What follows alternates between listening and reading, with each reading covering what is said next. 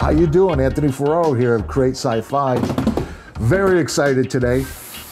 Doing, not on purpose, but kind of doing an unboxing. So, I've been wanting for a long time to do a Mandalorian character, right? I love the idea of cosplaying. I'm a big Ren Fair person. I build Ren Fair costumes, and I just love that it's cotton and leather and swords, and I really enjoy that. And when I started going to Comic-Cons, I thought that would translate. But a lot of the con costumes I love to look at, and I love to help build, but it just doesn't look comfortable to me. Like a lot of plastic and sort of suffocating, unbreathing things. And huge Star Wars fan, of course, and really attracted to the Stormtrooper character. But when you see people in those costumes, like in the 501st, they look amazing. And kudos to those guys, but they just don't look comfortable to me. Like when you're walking around all day, you have all that plastic digging into you. So I never really wanted to cosplay at a con, although you know, I certainly have it within me to do that. And then the other day I was reading an old Dark Horse Star Wars Boba Fett volume, and because I was reading the comic, I was like, wow, obviously I know that character. And the costume is basically a flight suit, like tactical pants and a shirt with armor on top of it. And I was like, aha, that I can do. And then the wheels started turning, right? So, as always, right, it's trying to be cost effective, but, you know, add a lot of value to it, right? Low cost, high impact. So wanted to start with the helmet, right? So you can buy them on Etsy, and they're, you know, anywhere from like $150 to $200. There's a Hasbro one that people use a lot, and I've seen that for around 90 bucks on eBay. And the thing about the Hasbro one is it's supposed to be Boba Fett, so it has the dent in it. And what I really like about this costume is the idea that, you know, unlike the Stormtrooper or Vader or an officer or something, these are totally customizable to the individual. And that's really fun, I think. So I have the Rubie'S 2-piece, right? So this is on Amazon. It's 2-piece, so it's gonna take a little bit of work, but it was like 39 bucks, like $40. So what we're gonna do is we're gonna go ahead and mod and customize this Rubie'S 2-piece for $49. And we're gonna start our Mandalorian adventure. We'll start with the helmet, then we'll probably do weapons or backpack, and then we'll slowly creep up on it, right? So this will be like an ongoing thing. All right, so this is already way too long, but so let's unbox.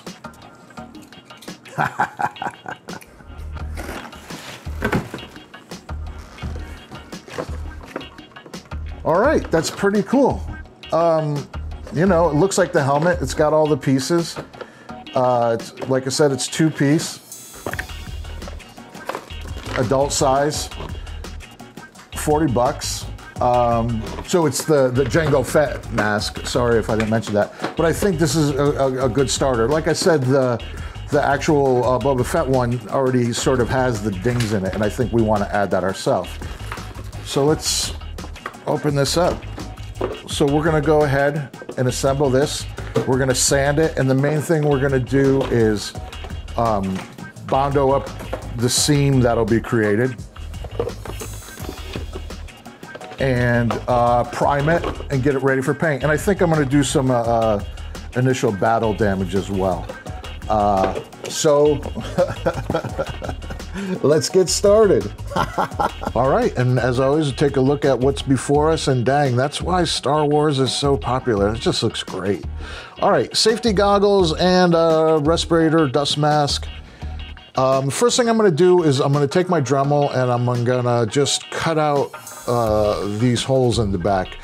These look like they're sort of like an inlaid detail. I've seen them open and I've seen them closed. I'm gonna open them just because I feel eventually I'm going to want to wear this, and airflow I think is important. And I'm just sanding that now with just a little emery board and then sanding off the little bits at the back there.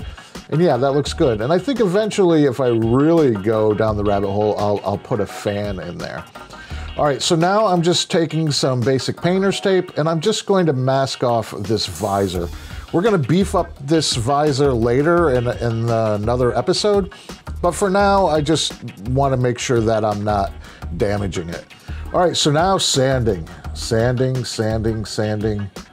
and more sanding. Then I take Scotch-Brite. Usually I do the steps, coarse sandpaper, fine sandpaper, Scotch-Brite, and then steel wool. I just find with the prop, steel wool just helps me to get in those crooks and crannies that I might miss. And that even looks cool like that. So now I'm just going to roughly mark out where I'm going to do my battle damage. I have this idea of having a scar sort of like a dueling scar.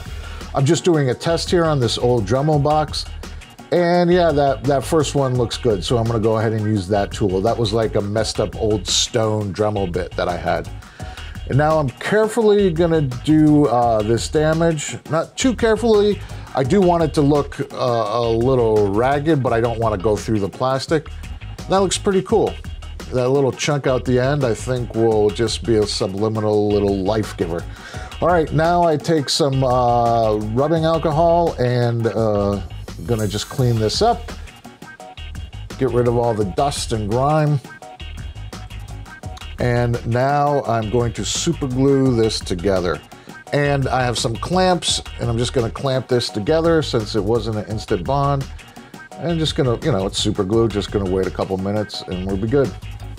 So now I have my bucket. Now the Bondo. So this is the big step in this inexpensive helmet. I did have the Bondo on hand, but Bondo, these little cans are only like $14. So like paint, you want to mix it up, make sure all the chemicals are all mixed together after being on the shelf. And then you just add a little bit of this hardener. And you're gonna wanna put this on pretty thin, because once it hardens, you're gonna have to sand it, and the less sanding, the better, right? So now, more sanding, yay! But this is where you're actually almost sculpting, right? So you use a finer sandpaper here to kind of feather it all together. That looks pretty cool. No more seam, right? All right. So now I'm going to hit this whole thing with just a quick black primer coat. And there's that. But now we're gonna do another sort of base coat. Here's some silver. And we paint the whole thing silver because we're only gonna have bits of this in our battle damage. A lot of the stuff that you see online is really heavily battle damaged, a little more than what I would usually do, so we're gonna use the Toothpaste Technique, right? So what this is you just take toothpaste, you can use a brush or cotton swabs, and you're just gonna clump it on where you want that silver to be, right? So we're gonna paint over that toothpaste, and then we're gonna wipe it off later with some hot water, and then we're gonna have, it's gonna look more like paint chips. And all the Mandalorian stuff that I look at, it's just seems to be the theme that it's really chunky, heavy battle damage. That's why I feel this technique is the best one to use, and we've not done this on the channel before. So now I'm gonna cover that with some black primer. And there it is, you know, not too sexy, but that's exactly what we wanted. You can see the toothpaste clumped up on there, and once we finish our final paint, that's all gonna get wiped off and it's gonna build into our damage. All right, so we're gonna stop there. Pretty cool, right? I mean, a little unsatisfying to just stop at the primer stage. I think you can see what's going on there. And you can see there, you know, the toothpaste. And what I'm gonna do next is do my paint job. And like I said, I wanna take a little more time with the paint job on this one. So I've been looking at a lot of reference material. I'm kind of liking Clone Wars. There's like a little Darth Maul arc. I'm really liking the look of those guys, so I think I'm gonna try that color palette. And I think what's cool too is once we establish the color palette on the helmet, then that's gonna translate through when we do the rest of the costume pieces, right?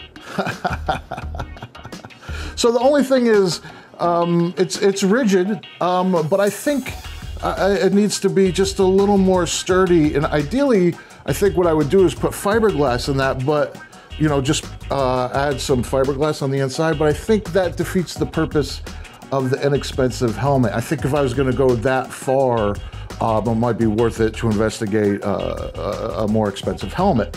So what I'm going to do is I'm going to take some craft foam, and what I'm going to do is do a really sexy, very full covered interior, and I'm going to line it completely with foam and cover that with plastic dip, and I think that will help.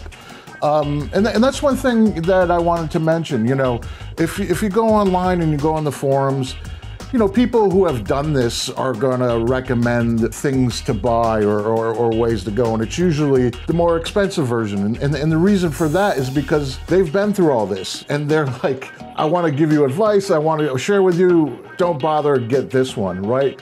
But I think what's forgotten is the initial getting your feet wet, right? The sort of just like seeing if it's for you, you know.